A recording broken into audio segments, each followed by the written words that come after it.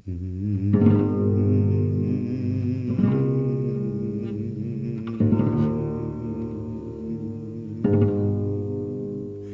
yonder there was this huge world which exists independently of us human beings and which stands before us like a great eternal riddle, at least partially accessible to our inspection and thinking. The contemplation of this world beckoned like a liberation. It is because there is this huge world out there, this vast universe out there, that we want to make telescopes. We want to see the universe with our own eyes through the telescopes, not just to see pictures of it. And so we're going to make telescopes, but we're not going to make those ship's captain's spyglasses with a lens out in front. We're going to make much bigger telescopes with the mirrors in the back end, reflector telescopes, so that we can see the universe actually quite well through these bigger telescopes. The telescope that we're going to make is like this. It's open at the front. The light comes down through the front opening, down through the barrel or between the struts like this, to a mirror at the back end. I'll show you the mirror. I'll open the back end. It's a very slightly concave mirror, very slightly curved mirror, so that it will form a picture at the front end. The light from the mirror comes forward through our barrel or through the struts to a diagonal mirror, a secondary mirror up here at the front, where it's reflected up through the eyepiece tube forms an image just below the eyepiece, and we examine the image with the eyepiece. What you can see through a telescope depends primarily upon the size of the telescope. Through smaller telescopes like 4-inch in diameter or 6-inch in diameter, they're very good for terrestrial use and they're very good for the moon and so forth. But for planets and things, you need a bigger telescope like a 10-incher or a 12-incher, which are still very good in the cities. But if you want to see galaxies and things, what we call deep sky objects, if you want to see the whole universe from a mountaintop, you need a much bigger telescope like a 16 or an 18-incher. Right now we want to make a 16-incher. It's like having an eyeball about 8 feet in diameter with the pupil of the eye open to 16 inches. But you don't need to make yourself such a big telescope. You can make a smaller one, and you'll see as we go along people will be making 10-inchers and so forth. I think most people are familiar with the fact that a lens like this will focus light. You can get an image there, you see. Now what we call the focal length is the distance between the image and the glass. Now a mirror, a concave mirror, will similarly focus light because the light hitting the curved surface will converge forward like this. And again, in the case of a concave mirror, the focal length is the distance between the image and the glass. The major process in making these telescopes is to prepare the surface of the glass for our mirror. It's the same process for any size telescope, only more work for the larger ones. So what we're going to do is to grind a curve into the surface of this by grinding it against another glass like this with carborundum and water in between. And that's how we generate the focal length of our mirror. Then after we get it to the right depth so that the focal length is where we want it, then we're going to clean the curve up with finer and finer carborundums, finer and finer grits of carborundum until it's a very smooth curve. And then what we need to do is to polish it, not on a buffing wheel, but on a polishing lap like this, what we call a pitch lap. We're going to pour warm pitch on the glass, cut it up into squares like this, squeeze the curve of our glass onto the curve of the pitch. So the curve of the pitch is the same as the curve of our mirror glass. And then, since pitch is a yielding substance, the polishing agent, the cerium oxide, will become embedded in the pitch and plane the surface of the glass as we polish. You see this lighter colored stuff down these grooves, that's the cerium oxide, the polishing agent. And when the mirror is all polished like that, then what we have to do is to correct the curve. If the mirror is a little bit too flat in the middle, we have to polish it a little bit more like that. And when the maximum defect on the curve is less than 1/1000th of the thickness of a saran wrap, we're ready to have it aluminized like this and put a decal on the middle to line up our optics, help us line up our optics. The next major task is to build the body of the telescope in which the mirror will be mounted, and then to put it in a rocker so that it can be aimed anywhere above the horizon. We want to be able to push it wherever we want it to aim and have it stay wherever we leave it. Now, where do we get the materials to make a telescope like this? One thing you can do is to try the ads in the magazines like Sky and Telescope magazine, or Astronomy magazine. And if you can't find suitable ads in there to find what you need to get, you can try your local astronomy club. There's almost surely somebody in the local astronomy club who can tell you where to get what you need. Now we're about to make a 16-incher, and I have an old porthole glass which is 1 inch thick at the edge and 16.5 inches across. Portholes are hard to get, but any thick round glass can be used.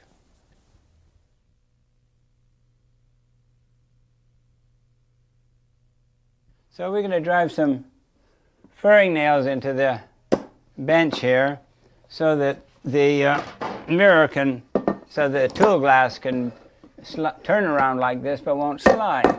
You can drive them in with the glass all right. This is not very tender glass.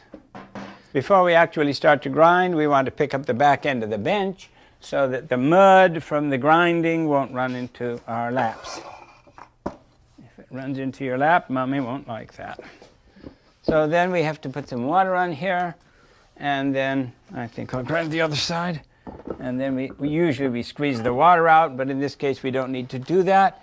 And then we have to sprinkle it with carborundum, 60 grit carborundum, like about 4 times salted scrambled eggs.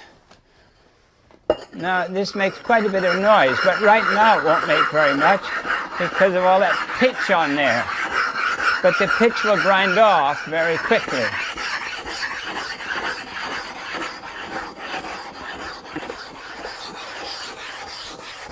When we grind like this, and there's rough grinding to generate a curve, we have the mirror off to the side, the center of the mirror off to the side of the tool glass, so that the middle of the mirror glass grinds away the edges of the tool glass, and that generates a convex curve on the tool and a concave curve on the mirror. Now in this case, we're starting with an already used tool. If we had started with a flat tool, we'd have grinding pits all over the surface of this one.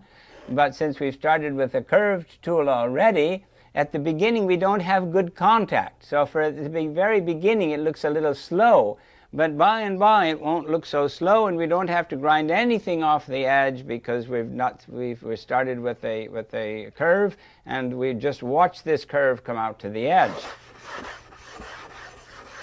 But for generating a curve, we keep the mirror on the top and keep it turning around all the time, and keep the middle of the top one against the edges of the bottom one, towards the edges of the bottom one. We don't hang it too far over.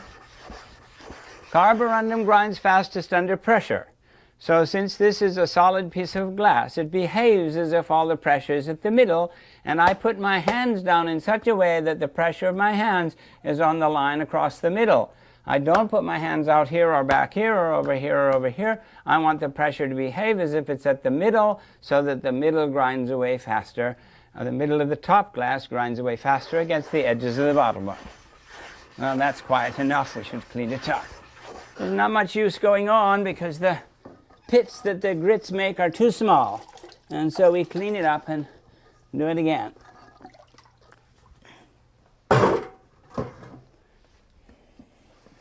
What we're trying to do is to grind a concave curve in the top one, a little deeper than the thickness of a nickel probably. Now when you sprinkle the carborundum, you see, you make longer strokes when you go across the middle, and shorter when you get to the ends. Now you notice that I have my sleeves rolled up. If you have your sleeves all the way down, you see you may get grits in them, and then when you go to do fine grinding, you got the grits carried over into your fine grinding. Up in Sacramento, there was a little boy who used to wipe his hands on his pants. He used to run his hands through his hair, and he used to wipe his hands under his armpits. And he was sparkly all over. And I made him go and change his clothes and take a shower between each 2 kinds of grits. So you have to be careful about things like that. You have to be careful how you put the mirror on and take it off. You can put it on like this if you want. I don't care if it breaks the edge of the tool. But you must not put it on like this so that the edge of the mirror gets scraped. We don't want any glass off the edge of the mirror. So you can put it on like this and take it off like this, but be careful that you don't touch the edge of the mirror to the tool. So off we go again. Ouch.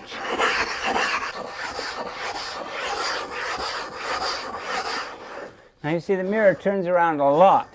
The mirror keeps turning around, But the tool doesn't have to turn very often because diseases of the tool are not contagious to the mirror. Because the mirror is turning all the time on the tool, even if the tool has a big chip out of it, don't make no, never mind.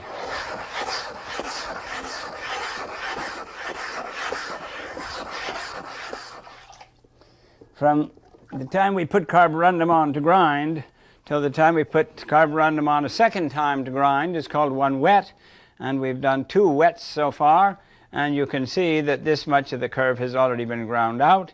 As we continue, the size of the curve that's been ground out will spread out farther and farther out towards the edge. If we had started with a flat tool, we'd have had these rough pits all over the surface and we couldn't have seen this so nicely, but we started with a curved tool, and so you can watch the curve gradually go out to the edge. Now what we do is to check to see that the curve gets to the edge just when it gets to the proper depth. If it gets to the proper depth too soon, before the curve gets out to the edge, we'll put the mirror on the bottom and the tool on the top. But if it gets to the edge before it gets deep enough, then we'll hang over farther to the sides. Now this is called rough grinding, and it's a caveman's job. You eat well, sleep well, and work like hell. All right. Now, how many hours have we been grinding all together? All together with the rough grinding? Yeah, rough grinding is all we've done. About 9.5 hours. 9.5 hours. So at this point we've been grinding for over 9 hours. We've measured the focal length once, and it's between 5 and 6 feet, which is a good deal shorter than the 8 feet we're aiming for. Now when we first ground, we ground with the tool on the bottom and hang it with the mirror hanging over. Put that down, I'll show. Let's hand up, please. We ground this way with the mirror hanging over the edge like that, so that the middle of the mirror grinds out against the edges of the tool. And then when we did that till we got the focal length down to 5 or 6 feet, but that's way too short.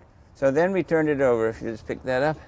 So then we turned it over and put the mirror on its back, and so with the tool on the top, you see, we can grind over here and get we had the curve in here, and all this was flat glass. In order to grind the shoulder, we put this on its face up and put the tool over here. So the middle of the tool grinds the shoulder away like that and like this. So that we've done for 2 hours or so now. And the curve's out to 1/4 of an inch from the edge. Now we have to test the focal length. If you'll just toss this thing on the floor, I'll put some, on the lawn I should say, I'll put some water on it and we'll test the focal length. Okay. Still a little nervous about tossing it. To measure the focal length of the mirror, we want to catch a reflection from this curve. But since the glass is all rough, we pour water over it and catch the reflection from the water curve. Oh, we're way out, aren't we? We're way too far. Can you measure that?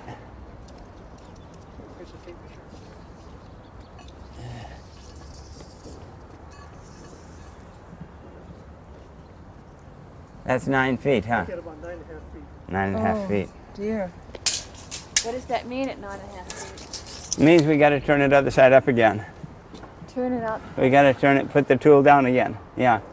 We've got the focal length too long now. By pushing the curve out to the edge, we got the focal length too long. Now we're shortened again by putting the tool on the bottom. Okay.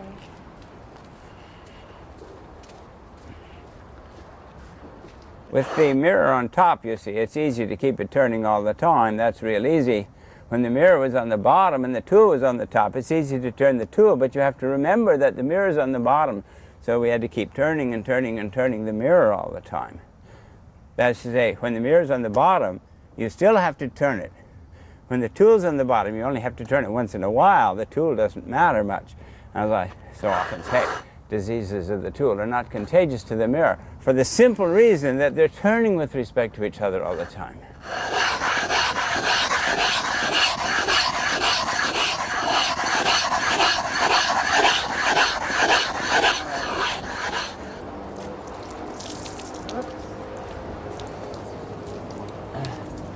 You got to set it down on the floor and see if you can find this. All right, just hold it there. All right, it's about there. Now if you can give me the end of the tape, or give her the other end, whichever.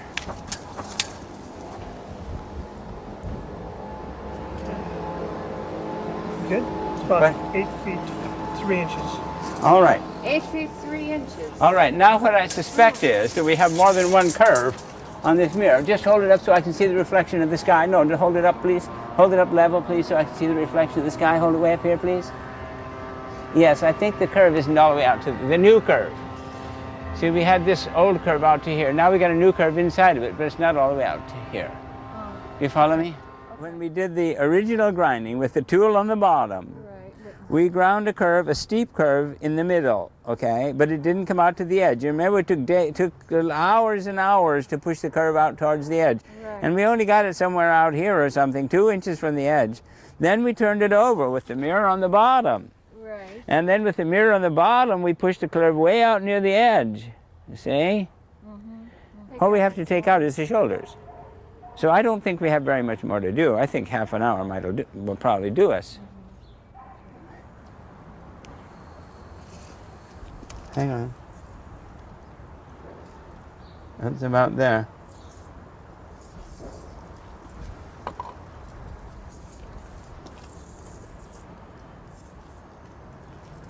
What did you get, 8 feet? Oh, it's just 1 inch shy of 8 feet. Oh, shy of 8 feet? Okay, Shy good. of 8 feet. Good. Well, what does that mean now? We keep doing what we've been doing. This feels good, and the curve seems to be, well, it's about 1/8 of an inch from the edge. And since we just tested our focal length and it's about 8 feet, I think we should clean it all up and go on with 80 grit. 80 grit is still fairly rough grit. You can take that bucket away, I'll throw these things down and hose the place down. Okay, so it's got to be real clean now. Yes, and we move to another part of the lawn. Okay. This is all 60 grit part of the lawn, we'll move to another part for 80 grit. Okay. We have to be careful in the cleanup between these sets of grits so that we don't carry over any of the rough grits into the finer grinds. Otherwise we'll have rough pits all the way through. Outside first, all the outside first. Around the neck, see we got all these grooves. Get it all down. All out first. All right, now you squirt it up into the bucket. This is a brand new towel. I mean, it's a brand new cloth that we're going to use for a towel. We can't use the 60 grit one anymore. Now it's very easy to carry grits over to a finer session, and you have to be very careful about it. Have to keep your sleeves rolled up when you're grinding. See, I wouldn't grind with these sleeves down here because they'll carry the grits over. I'll take the jacket off before I start to grind again. Now, look at this, you see. You can see that there's a slightly different curve. You see that big bubble in there? You see that big bubble? That means we've got 2 curves in our glass still. But I think we can get it out all right with 80 because it's not very bad. But you see the center of the mirror, about that much, has a slightly different curve from the rest of it. If it were very different, then this thing wouldn't stick all over like it does. Anyway, let's start grinding 80 grit. This won't make quite so much noise as the 60 grit made, but it's still fairly rough grit. And it'll still behave very much like that. Yes, I got to take off my jacket.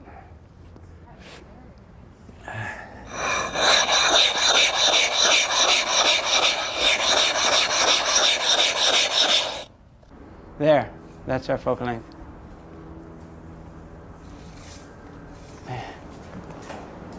Just right at 8 feet.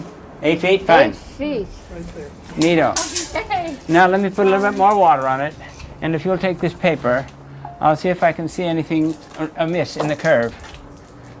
Yeah, hold it. Yeah.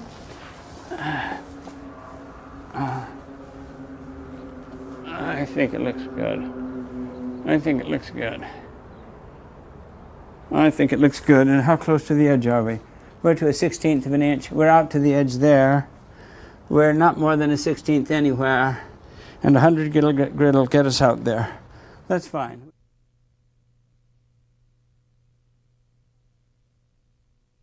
So we've roughed out our mirror curve with 60 and 80 grit carborundum. Now we've gone on and fine ground it with 100, 240, and 400 grits. Some of the kits that you buy for making mirrors may have many kinds of grits, or many grades of grits, like 12 or 14 grades. That introduces the difficulty that you have to clean up between that many more grades, and that takes extra time. So we use about 8 wets with each grit, and we use a smaller number of grits. You might want to see what these grits look like, so I'll pour some out. This is 400, and we'll pour it out here so you can see it.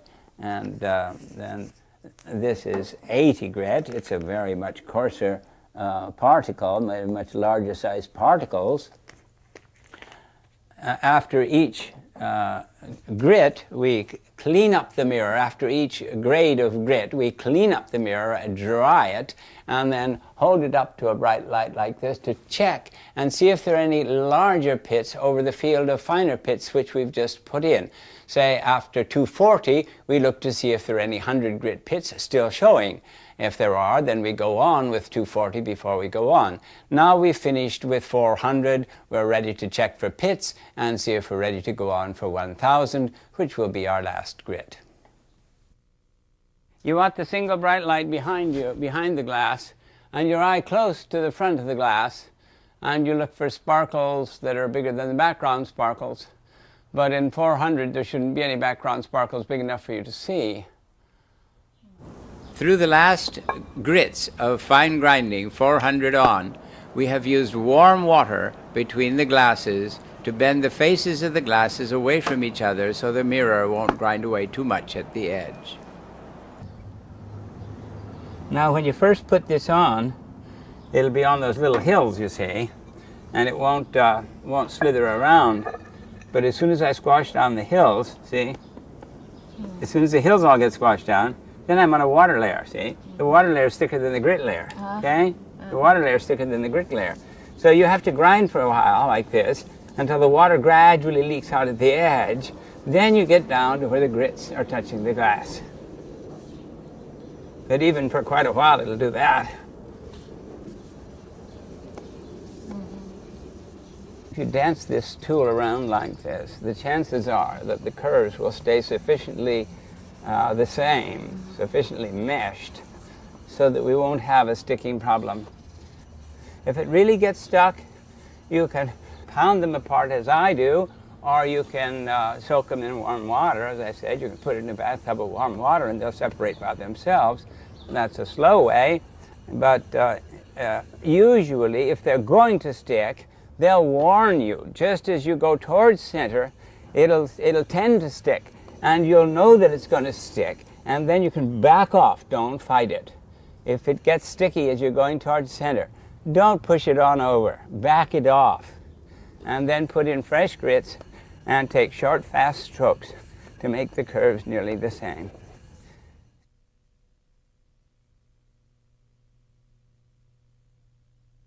In the preparation of the telescope mirror, there are 4 stages: the rough grinding and the fine grinding we have done. We're ready now to go on to the next 2 stages, which are the polishing of the mirror and the final correction. You remember that for the polishing of the mirror, we need a pitch slap like this. The pitch slap we're going to use will be bigger than this, but we're going to show you the pouring of the pitch slap for a class of students making 8 and 10-inch telescopes. But we're ready now to heat the pitch. It has to be soft like cold honey before we pour it on the glass. 2 of these, I'm sure, would do for a 10-incher. But the problem is, what are you going to heat it in, you see? If a lot of the stuff's going to be left in your container, so you can't heat them in the cardboard. If you have to heat them in something like this, and you're going to lose a lot in the can, then you have to allow for that. But I do a whole lot of pitch slaps for a class, you see, so I don't exactly worry about that problem. But probably 2 of these will do it for an 8-incher. That's say for an 8-inch lap. Now that's all I have to do. Then we leave them on very low fires like that for a couple of hours. After it's heated for a while, you see you got some liquid on the bottom, and if you move it like this, you can get the hot liquid to come up to the surface and push this colder stuff down to the bottom, so you don't run into the problem of heating some of the stuff too much. If you heat the stuff too much, and then you run it to the difficulty, it loses its ability to yield under pressure. See, here the liquid comes right at the top when we push this other stuff down into it. Now I need somebody to get me a little bit of toilet paper from the girls' room or the boys' room. Just a few sheets, like half a dozen sheets, that's all I need. Now what you have to do is to put a little water on that.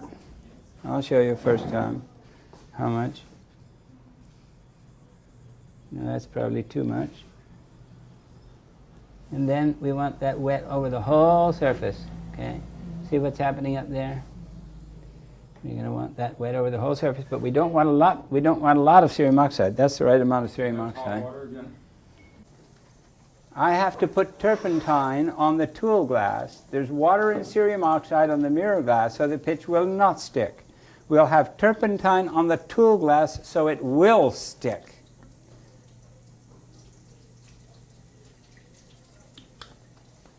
And unfortunately, that gets turpentine on my fingers too, which is a pain. All right, now we're going to pour, okay?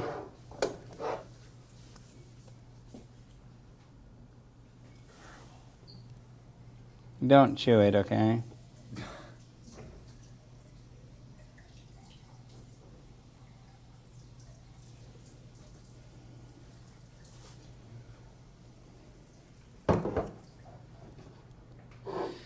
Oh, I need water, water, water.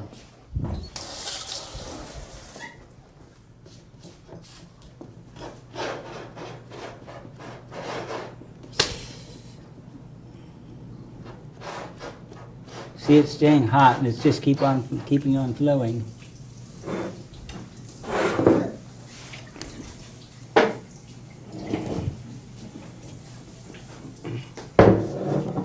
Stick. The stick for grooving the pitch lap needs to be wettable, and like unfinished wood, so that it can be soaking wet so it won't stick to the pitch.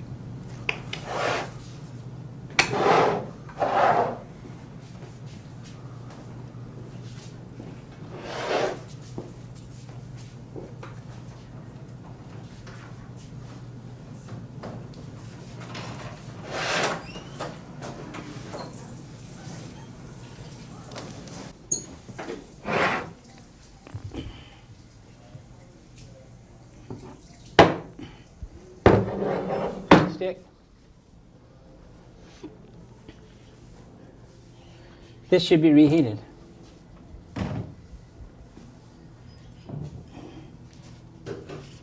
You see how thick this lap is? The pitch is real thick, and so it doesn't cool off fast, you see? Now, if I pour a pitch lap with pitch that's pretty cool, then it comes out real thick, and your pitch lap is real thick. If I pour it with pitch that's too hot, the pitch lap will be very thin. Now you might think that the hot pitch will stay hot longer, but it won't. The hot pitch will be so thin, it'll cool right off into the glass, and then it gets it very hard to groove. So it's much better if the pitch is not too hot.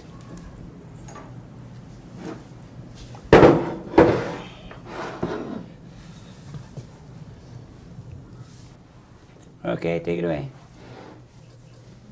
Don't use your thumbs on it. Just let gravity do its thing. Go ahead, put it here. Where's your tool? Everything's clean?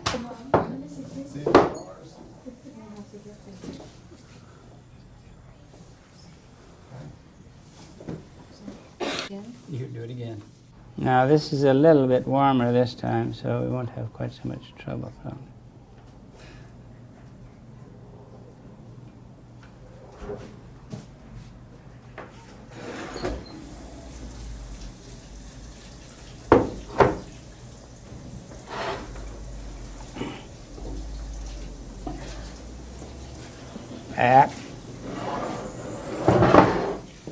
Okay. See if you can scrape this all off of here. See if you can scrape it all off of there. I don't care whether you use knives, forks, anything. When I poured this pitch lap, I didn't see what the problem was, but watching the film, I easily see what the problem was. The pitch was too hot. And if the pitch is too hot, one layer cools off on the face of the mirror and one layer cools off on the face of the tool, and the pitch in between those two layers is still warm, and it splits there when you pull the tool off the glass. Still took off the top side.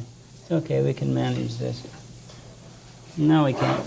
Can you take it off again, please? No, it still took off the top surface. For polishing the mirror, we need some substance like pitch that has the ability to embed the polishing agent and yet will yield under slow pressure to conform to the curve of the mirror. And we groove the pitch lap like this, waffle it if you like, so that over the entire curve it can keep the curve of the mirror. It can yield under pressure. Okay, take it away. Whose is it? Thank you. Don't push it, though. Just let it rest like that. Is that the end? All right. Your mirrors in the present state are what we call wet pressed, okay? Now let's just suppose you were able to go right ahead and polish. Then you go right ahead and polish. If you have to go out and buy beer or pet food, since they're the most bought things at the grocery store, beer and pet food, leave it wet pressed. But if you have to sleep overnight, or go for a ski trip over the weekend or something like that, don't leave them wet pressed. They'll dry together and you won't get them apart. So don't leave them wet pressed over long periods. So right now you've got cerium oxide and water between your mirror face and your pitch lap surface. So they won't stick. But if you have to go for a long time, you take them apart, leave the pitch lap by itself, immediately dry up your mirror with a clean, soft, expendable rag. Then when the pitch lap is dry all the way down into the streets, then squeegee the dust off your mirror face and set it down very carefully, center over center, but don't slide it. Just set it down center over center. And that's called dry pressed. We have a general rule. The mirror and the pitch lap are married till the illuminizer doth them part. Okay? Now don't handle the mirror faces with your fingers or your thumbs. Don't do that. Keep your hands off except when you're squeegeeing them or something like that. Don't handle the glass like that. Fingerprints, the glass is soluble in fingerprints. You might not think so, but it is. The glass is soluble in fingerprints. You don't want finger grease on your mirror face. Not only that, but if there's grease on it when it goes to the illuminizer, we don't guarantee to clean it off. All right, now let me tell you people again what I told you early on, that in this class there is no boo-boo that can be followed by a life of sorrow. There is nothing that we can do in this class that's wrong that we can't get out of. If you drop your mirror and break it, you were supposed to do it the first day. If you've waited till now, you're just a fool, okay? But even that you can get out of. There's another piece of glass somewhere in this world with your name on it, okay? So even if you drop your mirror and break it, and that's boo-boo number one, we can get out of it. So there's nothing that you can do going the wrong way in this class that will be followed by a life of sorrow.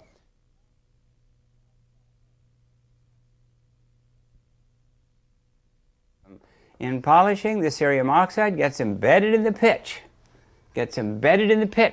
And planes the surface of the glass like this. Grinding, we rolled over the grits. Now we're going to plane the surface of the glass, and it pushes a lot harder. But the harder it pushes, the better it goes, the faster it goes. But if it pushes too hard so you can't push it, then it doesn't go very fast. So you can push down on it to make it go hard if you have to. But there are no more wets. In grinding, we kept taking it off and putting on more grits. Now we don't have to do that. The cerium oxide that does the polishing is the cerium oxide embedded in the pitch and in contact with the glass. If you put on too much cerium oxide in water, it serves as a lubricant. So don't do that. You want just a small amount of cerium oxide embedded in the pitch and enough water to keep it wet. Now in polishing, you must not let the pitch lap hang over like that. In grinding, it don't make no, never mind, because if it hangs over, nothing gets dented. But if I leave this hanging over like that, the edge of the mirror will put a dent in the pitch lap. Then if the squares beyond that will be too high, and when they come over the mirror, they'll groove it. So you have to be careful about things like that. And you have to be careful when you put warm water on the middle of this to put, suppose we wanted you're getting a little dry. You don't pour the warm water like that. You put a little cerium oxide like this, and then you put a little warm water on your fingers like this and smear it around real quick so as not to have a puddle of warm water in the middle. A puddle of warm water in the middle will raise the temperature of the glass there and raise the surface. Then when you polish, you'll polish that part too much and you'll make a little lake there in the glass.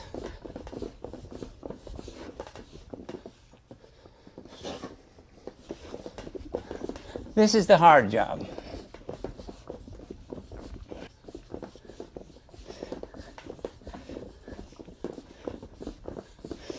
You mustn't let it do its turning on its own hooks.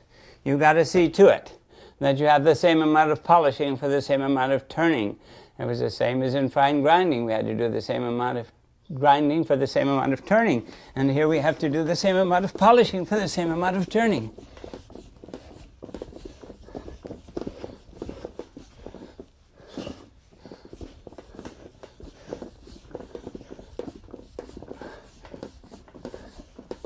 Now with only a little bit of polishing on here, we can test the focal length.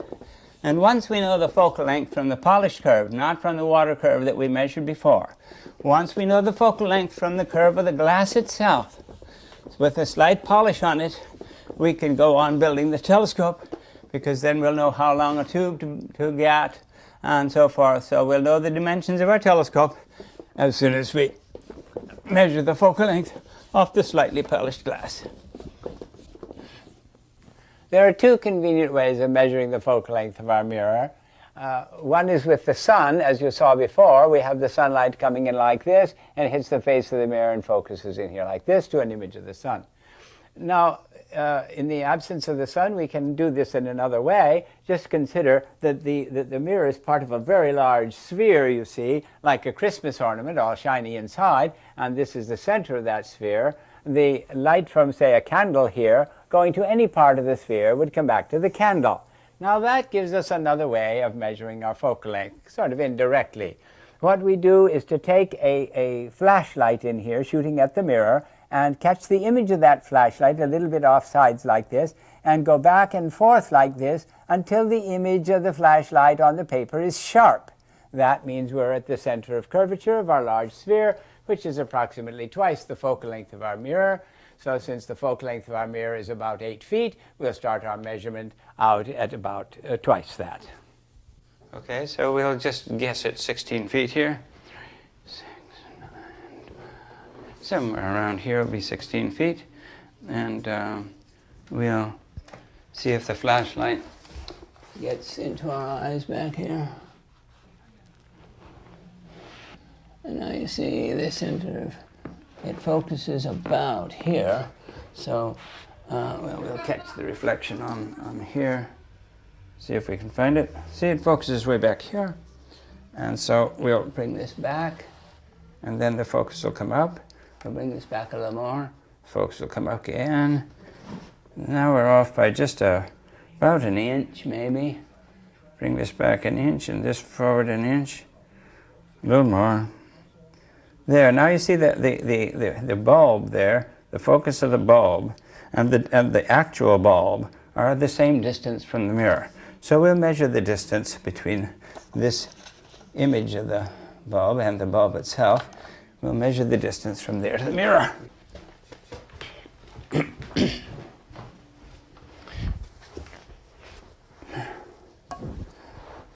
3 feet.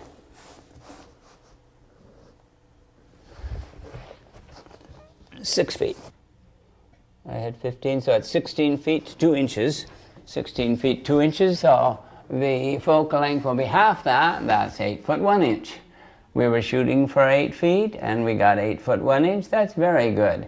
The advantage of having it kind of in between like that is that you get enough power without having it too hard to manage. If the focal length is too long, the telescope is too hard to manage. If the focal length is too short, it's too hard to get high enough power. So we're right where we want it to be. Well, now that we've measured the focal length and we know that the focal length is 8 foot 1 inch, we can order the tube, build the whole telescope so that we can read the curve. Our problem now is to build the whole telescope so we can read the curve and to polish the mirror more. It's just a little bit polished and it's hazy at the edge. Now, lots of mirrors don't polish at the edge. Ours polished fairly well at the edge because we used warm water earlier on, and just for that purpose, to get it to polish at the edge, and it does polish some at the edge. But some mirrors don't polish at the edge, and lots of mirrors that end up with turned down edges, that is to say the curve is too low at the edge, lots of mirrors that wind up like that aren't polished well at the edge. And the problem was really introduced in fine grinding. If you use the warm water and you're very careful taking the thing off that you don't run it over the edge, then very often the mirrors will polish at the edge. It matters, of course, whether the mirror polishes at the edge. If you consider how much light you add when you put 1 inch around the edge, it's quite a piece of light that you're adding to your mirror. If you put 1 inch in the middle, it doesn't matter very much, but 1 inch added to the edge is a great deal of glass. After we've been checking the focal length or anything, before we start polishing again, we always squeegee the dust off the mirror face like this. You can't assume that because you've been drying it with a cloth, it doesn't have any lint on it. But your hands can feel all sorts of fine stuff. So you squeegee it with a dry hand before you put on cerium oxide and water to polish again. We'll have something like 4 more hours to polish maybe. We might get it done in less than 4 hours if we're lucky. Depends on how hard it pushes and how much we eat.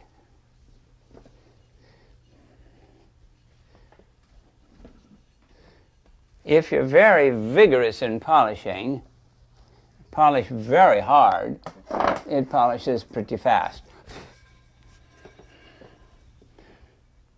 Now you're very careful putting it down like this so that you don't bang the pitch against the glass. Now if by accident you bang the pitch against the glass and broke a little piece off, and I did break a little piece off the edge here, you have to be sure that it does not get between your pitch lap and your mirror. Because if a little bit of pitch gets between your pitch lap and your mirror, it will get embedded in one of the squares of your pitch lap. And that raises that square a little bit, and every time that square crosses your mirror, you get a new groove. So you have to be very careful that nothing gets stuck in the pitch lap. Okay.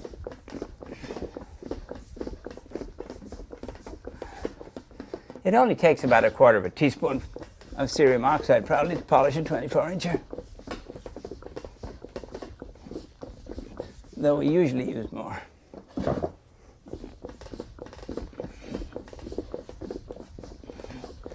This is the job that I wish were easier.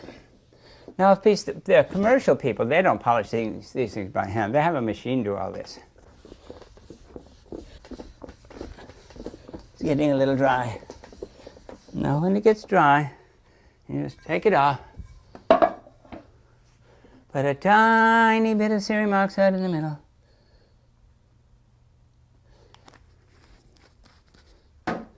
And a little bit of water. And smear the water around real fast so as not to introduce the temperature problem all in one place. Keep the water warm. And then put it down very carefully.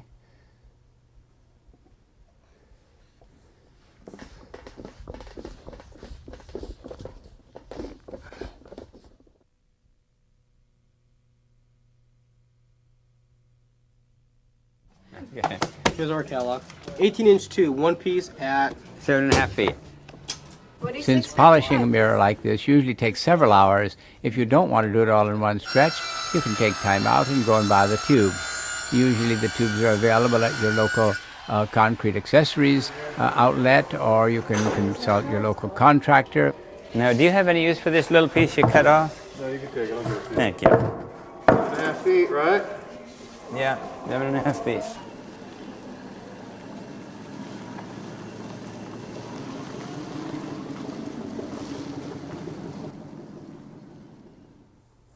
Now that we know our focal length and now that we've bought the tube, we're ready to build the rest of the telescope, and it's going to look something like this. This is my old 18-incher called the little one, and on these larger ones, that's from 16 inches up, we have a box that goes all the way down to the end, and then we have a tailgate like that, and we'll show you the inside in a little while. But smaller telescopes like 12 inches and down, we don't run the box all the way to the back end. We just put a tailgate in the back end of the cardboard tube. Once we have the mirror all done and mounted in this box around the tube and all, whether it's this side or this side, we have to be able to aim the telescope above the horizon, anywhere above the horizon, so we have to swing the telescope in a rocker. So this is the rocker. These boards are called the side boards. This is called the front board. This is called the bottom board. And then this one that sits on the ground is called the ground board. This one sits on 3 feet. It's a tripod. And then this thing swivels around on top of the ground board. And then this goes up and down like this in the cradle boards. These are called cradle boards. Inside the side boards are the cradle boards that cradle the telescope like that.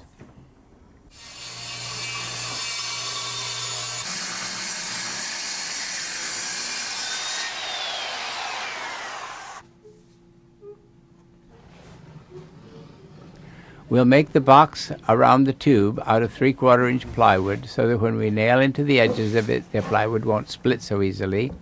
And we'll have it 3 feet long so that it's about 1/3 of the focal length of our mirror. And the inside width of the box has to be a little bit more than the outside diameter of our cardboard tube, so that we can put some Teflon down the sides of the box so the tube will slide in and out easily.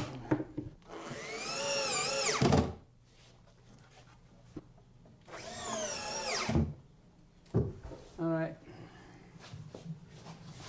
Now it can set up. We've cut the 6 boards for the rocker. We're now going to build the rocker. Put one up on the work table. Now this is our top side. Yeah, this is our top side.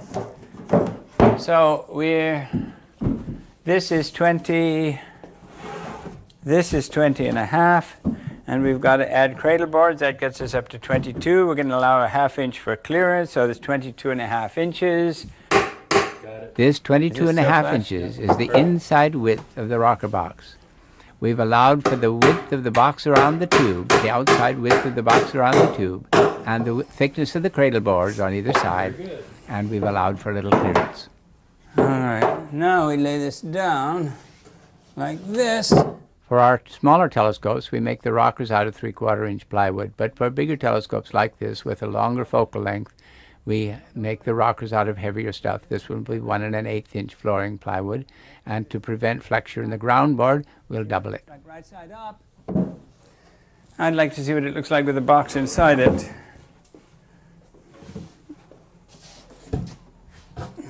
We want to see how much clearance we're going to have, so we're going to put the cradle boards in here and jam the box up against them and see how much clearance we got on the other side.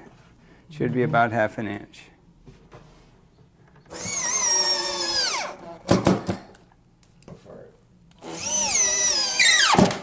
This is going to be a tripod, you see. This is what we call the ground board. It's going to be other side up. So it takes 3 feet, one at each of these front corners. This is front, and one in the middle of the back side. So it sits on 3 feet. So it's a tripod. It's only this tall, but it's a tripod all the same. Now, the lower bearing is going to be this computer disk moving on 3 pads of Teflon. The 3 pads of Teflon will be fastened to the ground board, and this will be fastened on here. And the Teflon pads are going to be something like this, but they'll be on the ground board. So this thing is going to spin around on these 3 pieces of Teflon fastened to the ground board. So first we have to fasten this thing with some little tacks so that it won't fall down when we turn it over on that. We want this thing fastened, this computer disk fastened to this, and the Teflon facing up so that our bearing surface doesn't get dirty. See, this is going to be upside down. So this surface is going to face downward and it won't get dirty. If we put our bearing the other side up, with this up, then dirt would get on here and get into our bearing. But the Teflon goes on the ground board, and the surface that runs on the Teflon goes on the bottom of the box. This is the bottom of the box.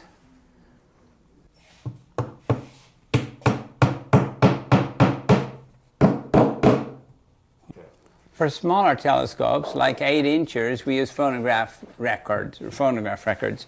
But for these larger ones, if we can get computer discs, we prefer these computer discs. These are very hard, slick surfaces, and they're 14 inches in diameter. So they make very good bearing surfaces. For finding out where we want the Teflon on here, we're going to use this for a circle. We're not centering this circle on the center of the board. We're centering it over the triangle which is made by the 3 feet we want Teflon underneath out in the that board. direction, out in that direction, and out in this direction. This is 1 foot over here and 2 feet over there. So that disc is 14 inches. So we can put these Teflon pieces out here on the outside edge of this thing in something like an equilateral triangle. Let's just get it looking pretty much like an equilateral triangle. And then 2 little tacks on each one will fix it. And the heads have to be driven down into the Teflon.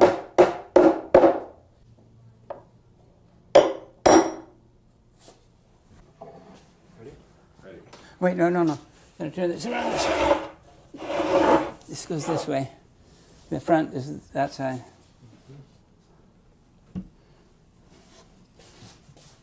It's gonna be something like there. Now hang on, let me see if I can get this screw through both holes. Yeah, all right. We're in both holes. Okay, then the screw. Do you have a washer on it? So. Still not quite snug. Yeah.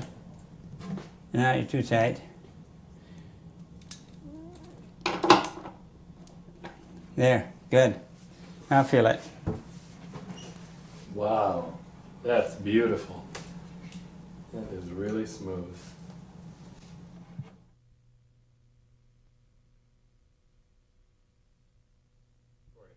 You might think that a big, thick piece of glass like this wouldn't bend, and that's why they made it big, thick like this, so that it wouldn't bend. But we're only allowed to bend about 1/1000th of the thickness of a saran wrap. And for that reason, we still have to be careful, and that's why these things are supported with 3 points on the back for the smaller ones, 9 points on the bigger ones. What we have on the back of these tailgates is 3 adjustment balls for positioning the adjusting the position of the mirror so that it looks straight out the front end of the tube. Now, on the inside of the tailgate, we have these pieces of masonite on this floppy piece of cardboard, so that in case the telescope is dropped on the floor, the bolts won't break the glass. Now, on the bigger telescopes, where the mirror is quite a bit larger and maybe not so thick as these, we have to have a 9-point suspension on the tailgate. So each of these adjustment bolts pushes into a triangle which has 3 pressure points that push into the mirror. You have 3 triangles, one here, and one here, so that each of these 3 tailgate bolts pushes into 3 points on the mirror, so you have 9 points of pressure on the mirror to spread the support system out so as to keep the big mirrors from bending.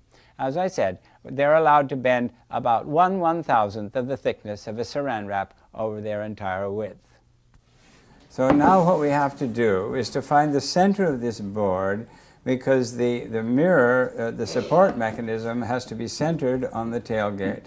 So first we'll just find out where the intersection of these 2 diagonals is, and then we'll construct, then we'll construct the, hang on. I can't see that side. All right, good. Then we'll construct the tailgate.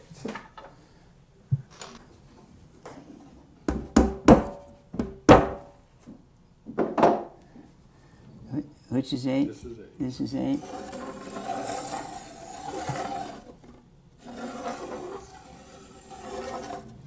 All right. Now,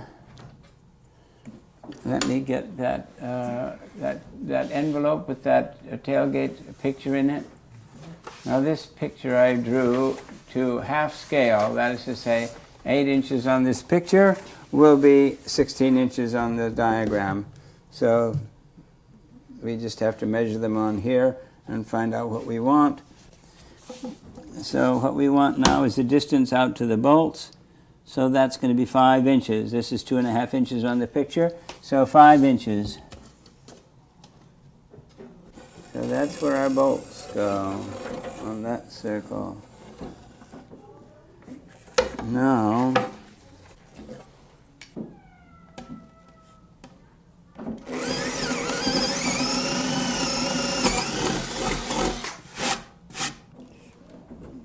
we want them tight fit so that at the star party, people won't come up behind and wind them up with their fingers.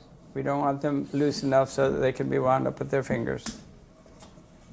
The cardboard has to be thin enough so that it won't change the pressure on these, on the points on the triangles. It's just to keep the triangles from turning around this way and getting their points out of position. But it's not to keep the triangles from doing this freely. That gets glued down here to the middle, you see.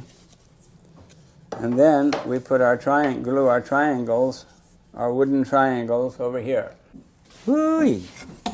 All right, now what we usually do is to cut these corners back a little bit. But probably we don't need to bother with that because our mirror is going to be way out beyond that. So these are going to go on like that, you see. This is better for tests. This is plenty good. Back. Now you see, we don't have to get these things exactly positioned because what we're going to position is the points on here, see? There we go. Now we're ready for the bib. How about the blocks for the strap? We have to put the blocks in also for the straps.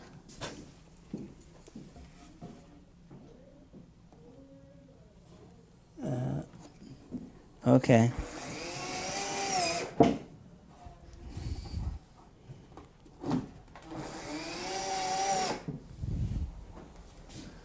All right, I think that should do us. Now we can cut the bib. Between the blocks is almost 16 3/4 inches. We only need to have the mirror slip in here between them, and this will center the mirror back and forth this way over the tailgate. That's where we want it centered. And it will slip in between here, and then we put something over the top to keep the mirror from rolling down forward through the tube.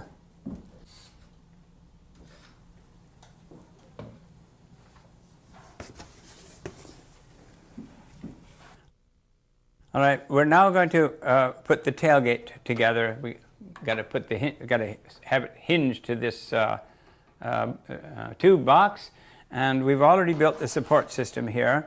But we have to mount the mirror in here. We're going to put straps on here. We have to mount the mirror in here in such a way that it sits right over the middle of the support system. So we have to transfer the middle of the support system to the front of our bib. So we're finding that the diagonals. This is how we found the center of the support system by drawing the line between the intersection of the diagonals. So we're doing the same thing here. So this is the center of our support system, and the center of the mirror has to be over that. When the strap is around here, you see, we're going to have this strap fastened here on these blocks so that when we slide the mirror down in there and the edges of the mirror run into that belt, the center of the mirror should be over the center of the support system. All right, so now we're going to put the hinges on. We've already put the hinges on the edge of the tailgate.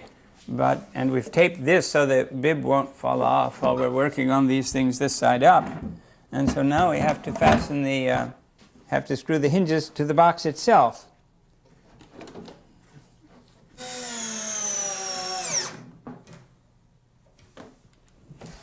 You remind me of my friend in Sacramento. By the time he finished building something, it was the weight was about half nails and half wood. Now I think the thing to do is to put this thing up on these things so that we can open the back end, put the mirror in, put the strap on.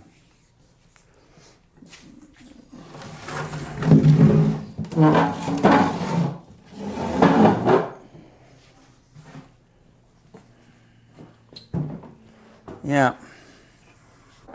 So we're going to put a hasp on here, you see, so that when the mirror is in there, we keep this thing turned like that so the mirror can't come out.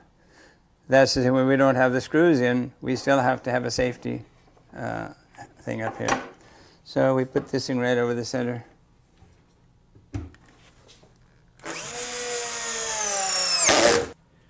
So we can fasten one end of the strap in here first, you see, before we get the mirror, and then pull it up to the right place and fasten the other end over here. Then we'll cut the extra off. Had we left room for it, it would be better to have the strap come around the outside edges of the block. Otherwise, there is the danger that the strap itself may bend the mirror. Unfortunately, you see, with all these scratches on the back from going round and round on the bench, we can see where the middle is without having to mark it. That's pretty funny.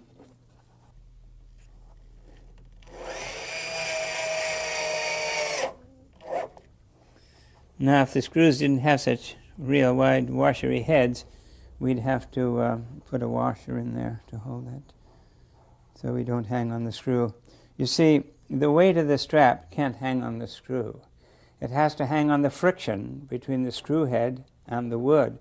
It has to push the belt down like this. It's the friction that keeps it from coming off like this. There we go.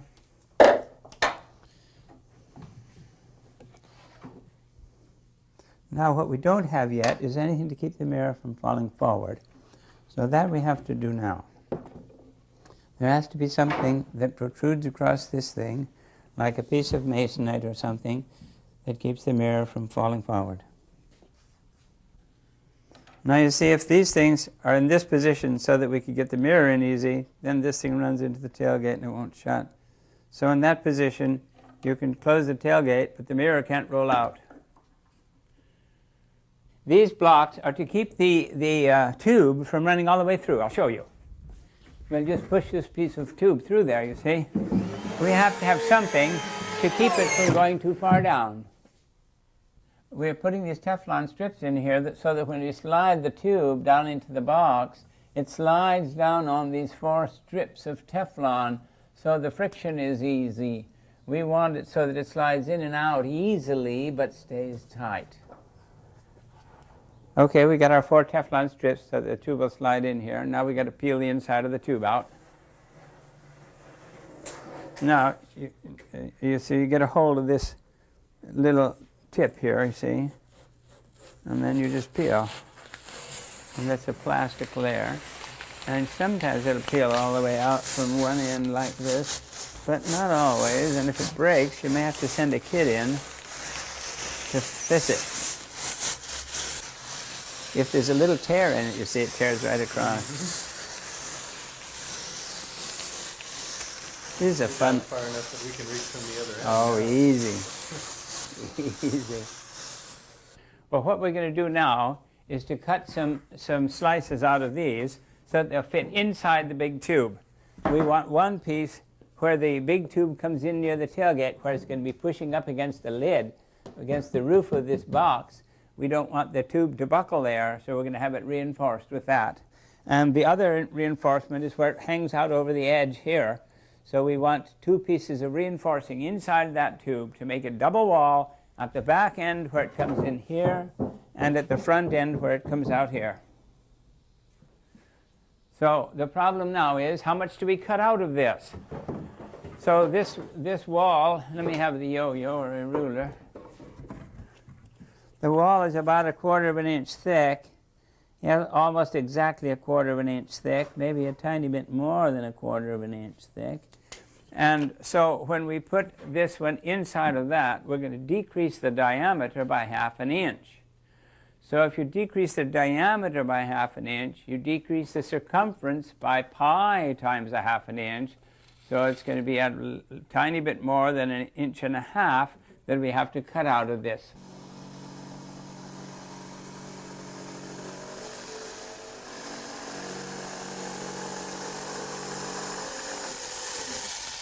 Okay, let's try it.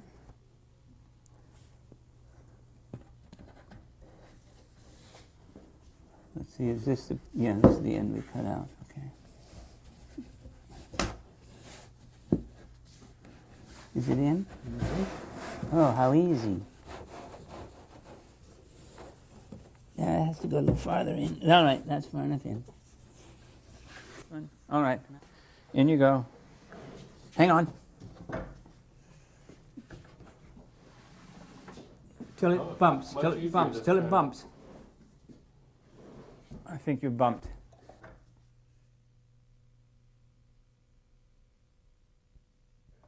For a focusing device, we're going to be sliding this brass tubing in and out of this cardboard thing, and this is going to be glued down to here, you see, and we're going to stick this from inside the tube out like that and glue it in inside, or screw it in inside. And so this will be, our eyepiece will be in here, and then we'll focus by sliding that in and out of there. But since that's a little bit tight, I'm going to peel out a layer of paper from inside there.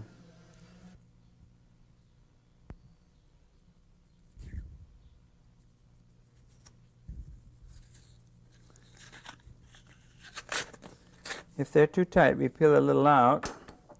If they're too loose, we glue a little piece in. Yeah, that's just right, okay?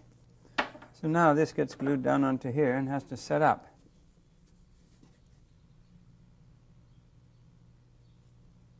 Now you might think that just putting the glue on there would be sufficient, but it's usually not sufficient. We usually scrape it in so that the cardboard gets wet with the glue before we put it down there. Because if you don't get the cardboard wet with the glue, your glue joint may not hold.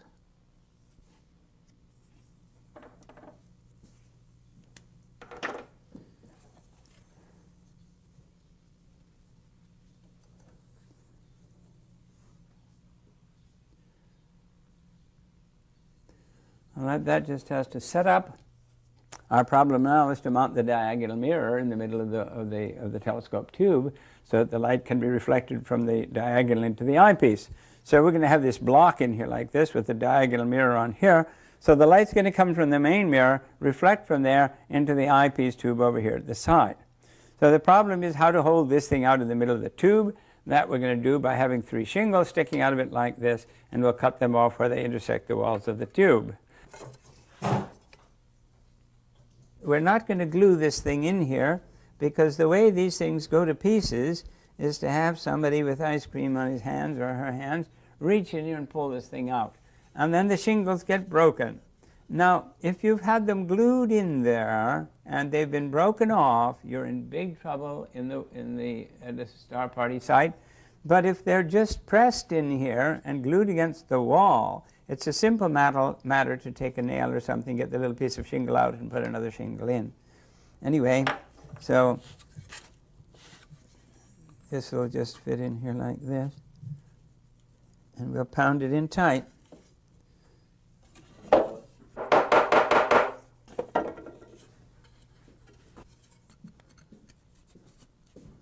You just go in there till it's tight. And then cut it off with the tin snips. Slightly concave. You just twist the tin snips as you cut. Can you see that this is slightly concave? So that when we push it into this block, it'll butt at the 2 ends and won't rock over like that. If we cut it the other way, you see, then it would not be rigidly positioned. So then we jam this one in here.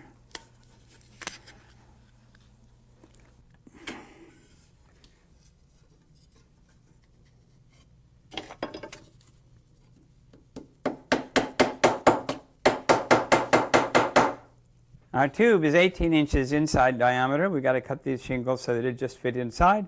So we've got to measure 9 inches out here, 9 inches out there, 9 inches out there, and cut these shingles off and then bevel the corners. So we'll mark a little place where approximately where these 3 lines intersect. And then measure out there 9 inches. So we just put a little mark on the top of the shingle there.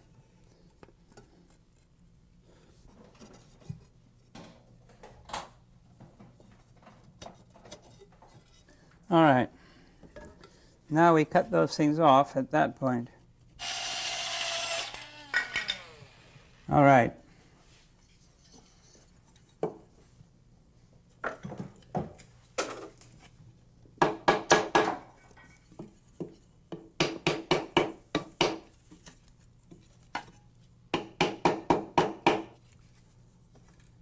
Now we're going to cut these corners off so that when we slide the thing back and forth in the tube for adjusting the position of the diagonal, it won't split these shingles. So we're just going to cut these corners off like this.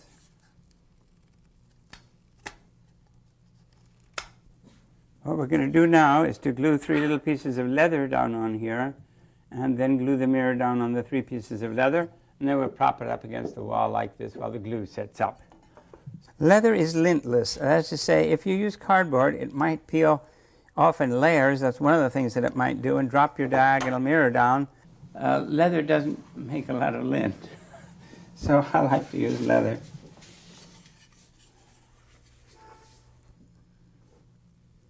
So first we'll put some glue down on 3 places.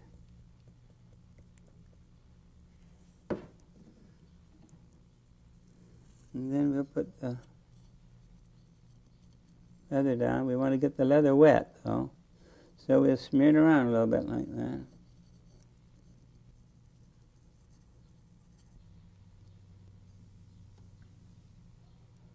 And put our mirror down.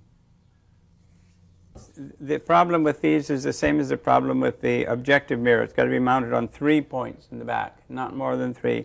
You might think that that's too thick to bend, but we're allowed to bend it only 1/1000th of the thickness of a saran wrap. That's our tolerance.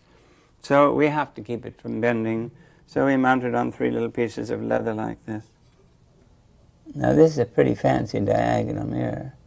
Not everybody gets a diagonal mirror that's so fancy as this. We know the focal length of the mirror. It's 8 foot 1 inch.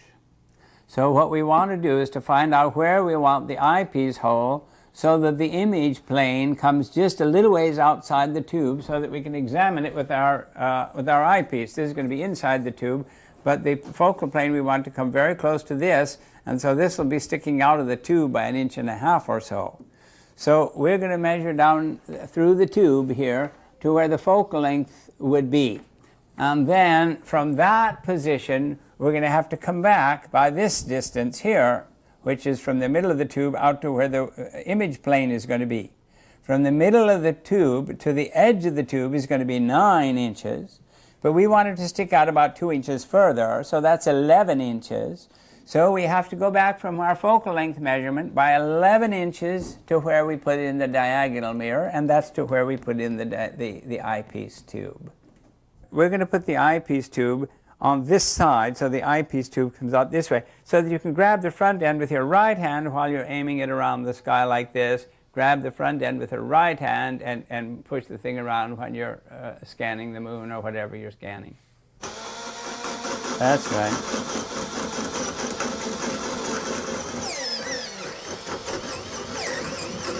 All right, stop please now. Stop please now. Take it out, please. We want to do a little bit of that from inside. If that machine will do it from inside, that's fine, but we want it cut from the inside too, so that when it gets all the way through, it doesn't tear the cardboard for us.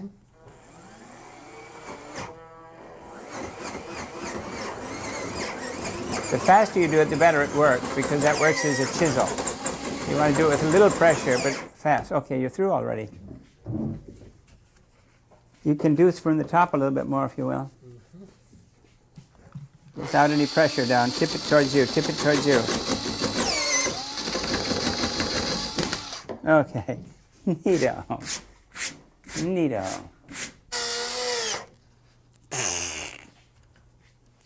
Okay. We've put the diagonal mirror onto the spider mount.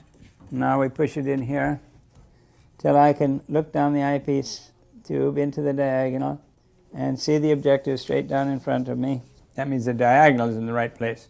Then we use the tailgate bolts for positioning the mirror so that it looks straight at the eyepiece hole. Anyway, the diagonal's in, we can put the mirror in, and then we can find the center of gravity, and then we can hang it up and use it. Well, we want to set the telescope up now so that we can read the curve. So we're outside now, we get to find the center of gravity of this thing.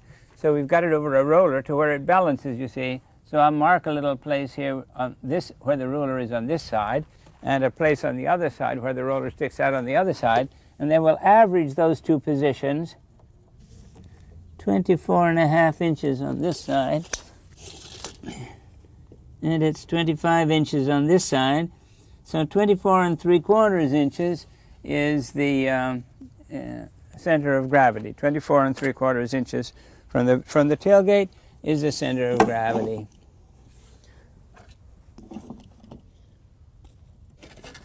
See, 24.75 puts our top end, well, we have to be a little higher than that anyway, you see, because the distance that we have to clear is over to this corner.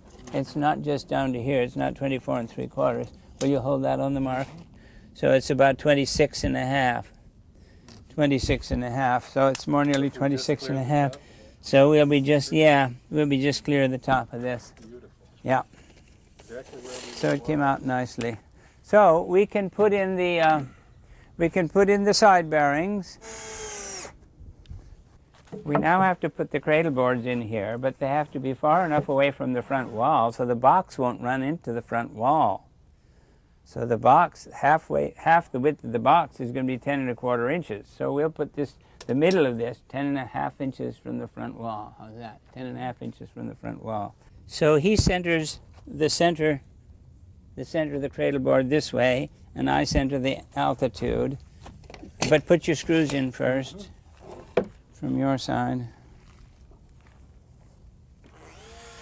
Okay, now you have to tell me how far forward and backward it has to go, and I'll do the altitude.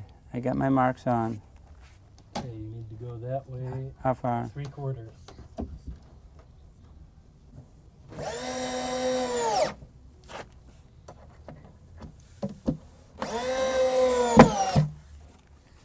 All right, now let's see if it'll swing, okay?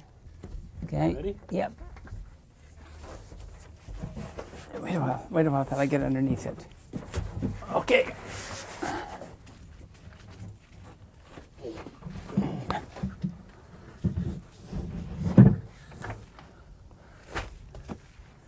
Is it on our Teflon? Mm-hmm. I think it's on our Teflon. Yeah, This thing doesn't hold up here. right, we need the screws. Let me see how it moves now. That's fine. That's good movement.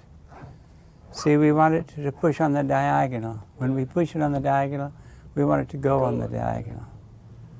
That You feels wouldn't want it to move fine. any more freely than that, though. No, this Or it is wouldn't just stay right. put.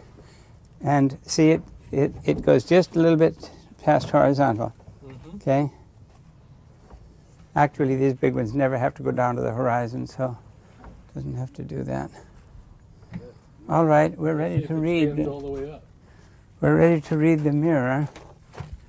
We've got to screw this thing up in order to read the mirror. Mhm. When we're putting the mirror in and have the tailgate open and all, we just use this hasp for closing it up. But when the telescope is in use, we're going to have it screwed in the four corners into those 4 blocks so that it's rigid. You want the thing to behave like one piece of stuff. Now that suddenly makes it possible to line up the tailgate of the mirror with the tailgate bulbs, which otherwise it was not possible to do. Now, if you have a wrench, I'll tell you how to line it up. What we want to do now is to line up the optics, you see. We want the diagonal mirror to be right down in front of this tube, which means it has to go a tiny bit forward.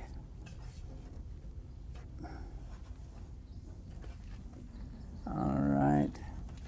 And then we have to have it so that looking down this tube, we see the center of the mirror straight ahead. All right, what we're doing now is looking into the eyepiece tube at the reflection of the diagonal in the objective mirror.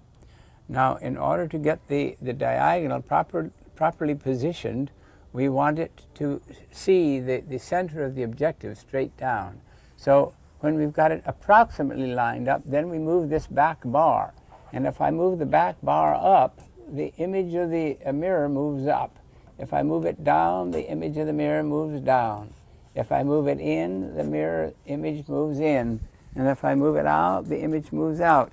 And so that's how we do our fine adjustment. It goes the way we want it to go. We'll do it in fine detail when the mirror's back from the illuminator, but just for reading it now, we're doing it kind of crudely. So we've got the diagonal lined up. Now we have to line up the objective mirror. So you see it's too wide on this side. Can you see that? It's too wide over here.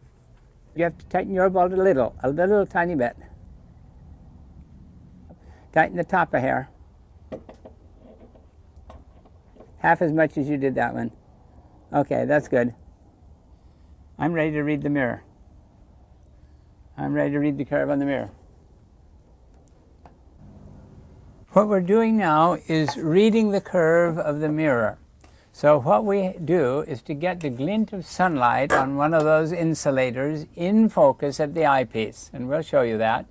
And then we throw the eyepiece out of focus on either side, a little bit too far in and a little bit too far out, and we examine the distribution of light on those two out of focus discs. If the mirror happens to be too deep in the middle, the center light will bundle too soon, so we'll see the center of the disc too bright when we push the eyepiece in. If the center of the mirror is too flat, the center light will bundle too far out, and we'll see the center of the outside disc too bright. Any portion of the mirror that bundles too much light beyond focus is too flat. Any part that bundles too much light on the inside disc is too deep. So what we'll do, you see, we'll get one of those little bright spots in focus, and then we'll pull the eyepiece out and we'll push the eyepiece in, and we'll see what the two discs look like, and then we'll assess the damage.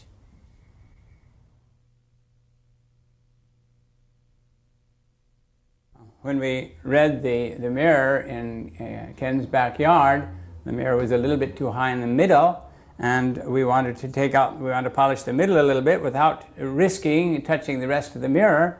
And so I just happened to have an 8-inch pitch lamp, which we put in hot water very little by gradually so as not to crack the pitch, and heated it up very, very slowly until it gets hot enough so that you can dent the pitch with your fingernail very easily. And then we pressed it on here until each of the squares comes down to this curve, not to the curve that was originally poured for, but for this curve, and then we can polish the center of this mirror with this lap. Now, if you didn't happen to have a smaller lap and you wanted a smaller lap, you can always cut off the edges of your old lap.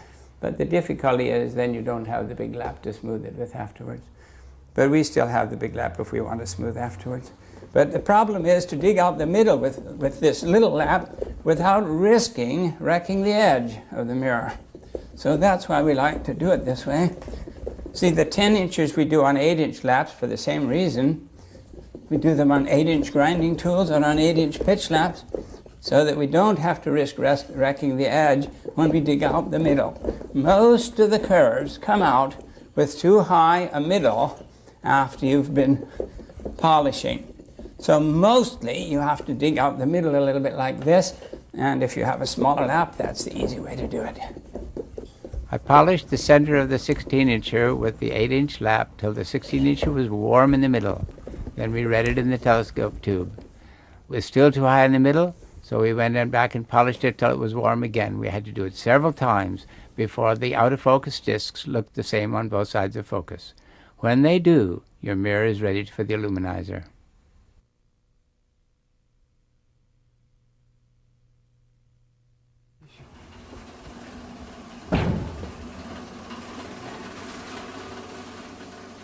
Most people, of course, don't bring their mirrors down to the illuminator like we did. They look at the magazines to find out where to send them. We have, in this case, soaked the mirror in acid and then cleaned it up with water. And now we're cleaning it with methanol before it goes into the vacuum chamber to get the aluminum coat on. Hi.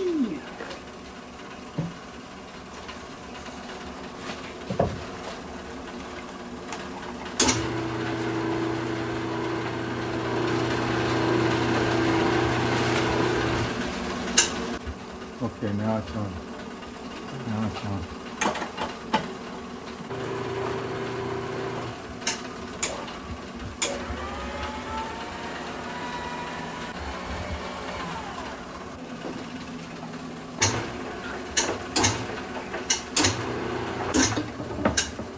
Now we'll check to see if that'll rotate in there.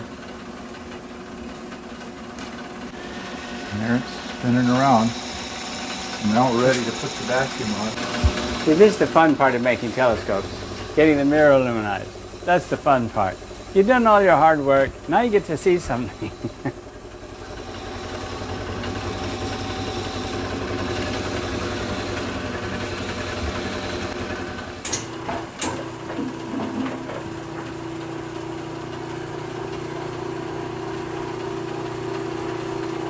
It doesn't look too hazy, does it? But it's not as bright as...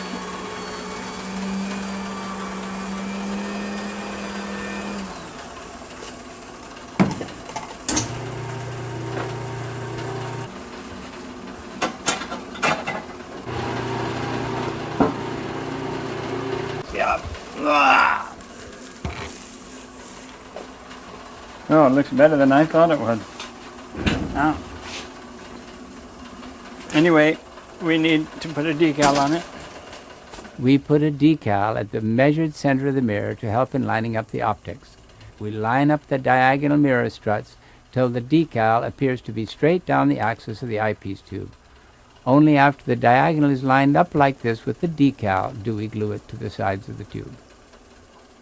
Mission accomplished.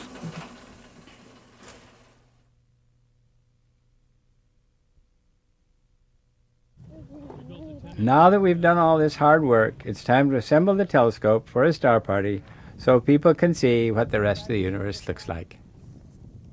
Okay, you guys, the moon. You better salvage that. And are you going to get the mirror, the 16-incher in? Right here. Oh, it's in? Oh, you have my it. gosh. My golly. That is incredible. That is just beautiful. When we were reading the mirror, we lined up the diagonal rather crudely. Now with the decal on the aluminized mirror, we can line it up carefully. Okay, here it goes. Run this down. Now that we've lined up the diagonal so that the decal is seen straight down the axis of the eyepiece tube, we're ready to adjust the tailgate bolts till the objective is looking straight back at the eye. All right, loosen mine a hair. Stop.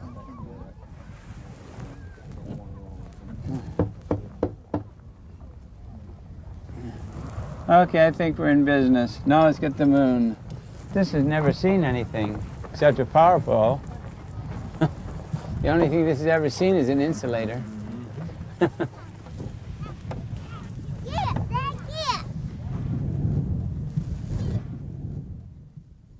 Oh, this is a fabulous show. All right, everybody come and have a look. Wow. Now you see what we did. As Einstein said, out yonder there was this huge world, the contemplation of which beckoned like a liberation. But sometimes people ask me, what is beyond this huge world? And I ask them, what is beyond the space when you dream? The dream is in the dreamer. The dream is in the dreamer, and the dream is alive.